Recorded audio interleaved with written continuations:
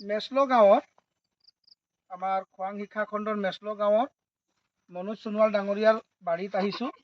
তোমালোকে দেখিছা আৰু তেওঁৰ বাৰীত আমি শুনিছোঁ বহুতো সুস্বাদু ফল মূলৰ গছ আছে আৰু ঔষধিযুক্ত গছ আছে। যেনে তোমালোকে এয়া দেখিছা লেচু গছ, মৌচুমী টেঙাৰ গছ, এয়া চোৱা লেচু দেখিছা গোটেই ভৰি আছে, গোটেই লেচু এয়া মই তোমালোকক দেখাই দিছোঁ। এই দেখিছা এয়া পকু পকু হৈছে লেচু গছ। এয়া তোমালোকে দেখিছা মৌচুমী টেঙাৰ ফল, হয়নে? দেখিছা নাই? আৰু সেইফালে চোৱা তোমালোকে কঁঠাল দেখি পাবা, কঁঠাল গছ আছে, বেত গছ আছে আৰু বিভিন্ন ধৰণৰ গছ আছে। তামোল গছ আছে, জলফাই গছ আছে, সেয়া দেখিছা ৰহদৈ গছ আছে। এয়া গোটেই গছেৰে তেওঁৰ বাৰীখন ভৰি আছে। গতিকে গোটেই গছবিলাকৰ একো একোটা গুণ আছে।